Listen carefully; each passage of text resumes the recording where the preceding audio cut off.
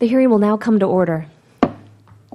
Good morning, everyone. It's with real pleasure that we invite you today to the subcommittee's hearing. We have an impressive panel of experts, and I'm really fortunate to have a chance to speak before we started with some of them. We look forward to having a very good and timely discussion. As you know, the eruption of the volcano in Iceland forced the closure of European airspace, paralyzing air traffic travel for 6 days. Hundreds of thousands of passengers around the world, including many Americans, in fact, friends and family members, I think of all of us, were stranded, and airline revenue losses may end up reaching at least $1.7 billion.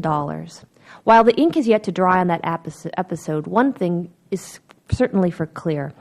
Aviation regulators have insufficient scientific data to establish, 1, at what level of volcanic ash contamination air travel is safe, 2, where ash clouds are and how concentrated they are on a real-time basis, and 3, the extent of damage, both immediate and long-term, that volcanic ash inflicts on aircraft, and particularly on their engines.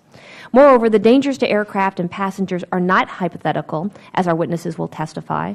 For example, in 1982, after flying through an ash cloud, a British Airways Boeing 747 near Jakarta, Indonesia, lost all 4 of its engines as they choked on the ash and flamed out.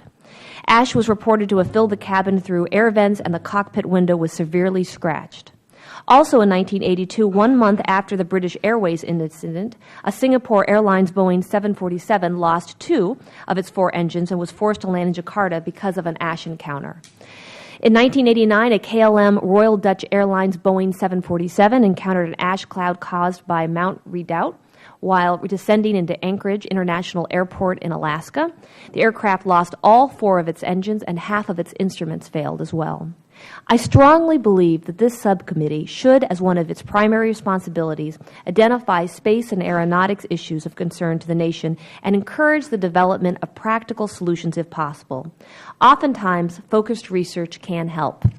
While we have been fortunate not to have experienced this type of widespread volcanic-induced airspace closure that Europe just experiences, we should view this as a wake-up call for all of us. The reality is that we do have some relevant experience and technologies that can be brought to bear on this problem. As you will hear later, the inadvertent encounter of volcanic ash cloud by a NASA research aircraft in 2000 showed how much damage volcanic ash can inflict to aircraft engines and the hidden nature of that damage.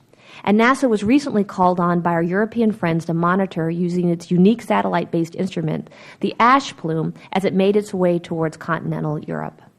As our country's aviation regulator, FAA, collaborates with other federal agencies to ensure that our nation's air traffic safety circumvents any problematic conditions, including volcanic ash situations, avoiding volcanic ash clouds certainly is not as easy as it sounds.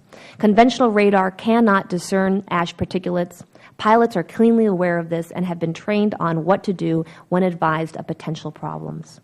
Finally, as you'll hear today, engine manufacturers provided assistance during the decision-making period leading up to the reopening of European skies.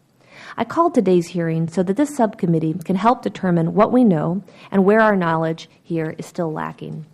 Most importantly, I'd like to find out if any additional research can enhance our understanding of the impact of volcanic ash on aviation so that we can ensure that our reaction to future situations is based on sound data and information. With that, I want to again welcome our witnesses, and now I yield to Mr. Olson for any opening remarks that he would like to make.